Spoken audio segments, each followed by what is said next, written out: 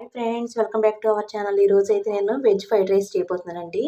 దానికి చిక్కుడుకాయలు, ఒక టమాటో, పచ్చిమిరపకాయలు, క్యాప్సికమ్, బంగాళదుంప, క్యారెట్, ఉల్లిపాయలు ఇవన్నీ కట్ చేసి ఉంచుకున్నాను. ఒక నిమ్మకాయ కూడా కట్ చేసి ఉంచుకున్నాను.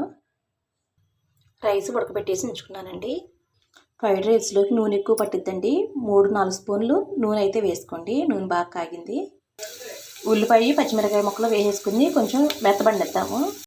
వీటిలో చిక్కుడుకాయ ముక్కలు, టమాటా ముక్కలు, క్యారెట్, బంగాళదుంప ముక్కలు ఈ మొత్తాన్ని ఒకసారి కలిపేసుకుంటాం. వీటిలో కొంచెం సాల్ట్.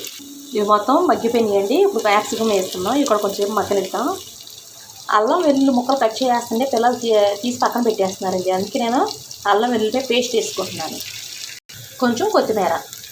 ఇప్పుడు ఉడికించున్న అన్నం వేసేసి కలిపేసుకుందాం. దీనిలోకి నేను ఫ్రైడ్ రైస్ మసాలా తెచ్చుకున్నానండి. ఇది వేసుకుంటాను.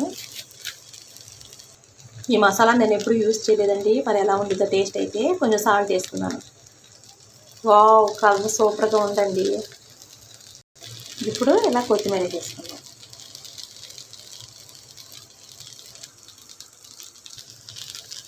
మీకు నచ్చిందా? ప్లీజ్ సబ్స్క్రైబ్ చేయండి, లైక్ చేయండి. Thank you.